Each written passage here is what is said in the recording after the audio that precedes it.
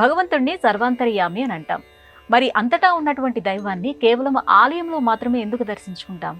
నిజమే, భగవంతుడు సర్వాంతర్యామి, సర్వ అంతర్యామి అంటే అన్ని చోట్ల ఉన్నటువంటి వాడు కాబట్టి ఆయన్ని సర్వాంతర్యామి అంటారు. మరి అటువంటి భగవంతుణ్ణి ప్రత్యేకంగా ఒక దేవాలయంలో ఇదిగో ఈయన వెంకటేశుడు, ఈయన శివుడు, ఈమె దుర్గాదేవి అని ప్రత్యేకంగా మనం ఎందుకు పూజ చేయాలి? అంతటా దేవుణ్ణి మనం చూడలేమా? ఇది మంచి ప్రశ్నమ్మ. మనం ప్రహ్లాదులం కాము, మొట్టమొదటి జవాబు. అలా అంతటా దేవుణ్ణి చూడగలిగే స్థాయి వచ్చినప్పుడు నీకు దేవాలయానికి వెళ్ళవలసినటువంటి అవసరం లేదు. ఆ స్థాయి రానంత వరకు మనము దేవాలయాలకి వెళ్ళాలి. ఎందుకని? నీకు వచ్చిందా లేదా అన్నదానికి ఒక చిన్న ఉదాహరణ మామూలు లౌకికంగానే తీసుకోవచ్చు. ఎదుటివాడు నిన్ను తిడుతున్నాడు అనుకోండి, వాడిలో నువ్వు భగవంతుణ్ణి సందర్శిస్తున్నావా, సందర్శించట్లేదా? లేదు, వాడిని నీ శత్రువుగా నువ్వు భావిస్తున్నావు.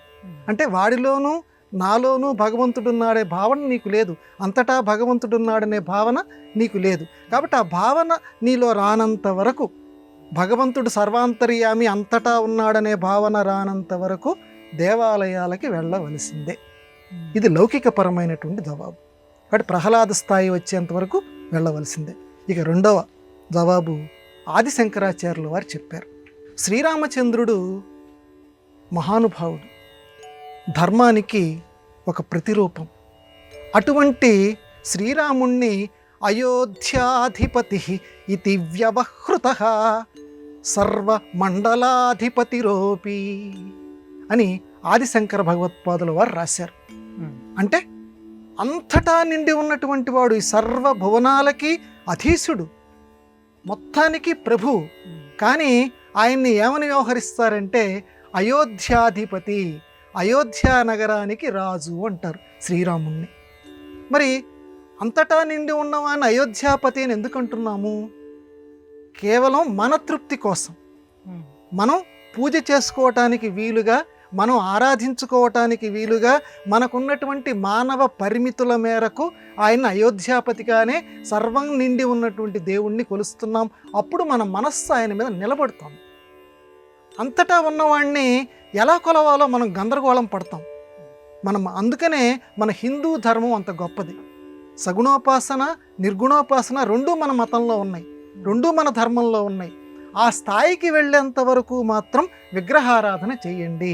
విగ్రహారాధన చేయాలంటే మనం చాలాసార్లు చెప్పుకున్నాం, విగ్రహము, వి అంటే విశిష్టముగా, గ్రహించేది, విశిష్టముగా నిన్ను తనలోకి గ్రహించేది.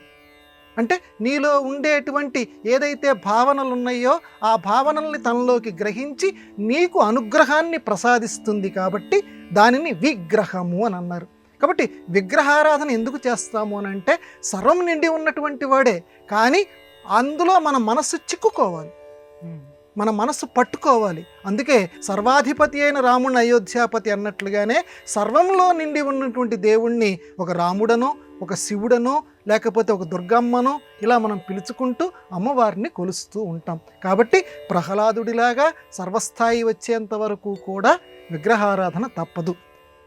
నీకు సర్వస్థాయి వచ్చిందా లేదా ఎప్పటికప్పుడు నువ్వు పరీక్ష చేసుకో, అప్పుడు దీన్ని వదిలేసేసాయి, నిర్గుణోపాసన చేసుకో. ఇది దీనికి జవాబు.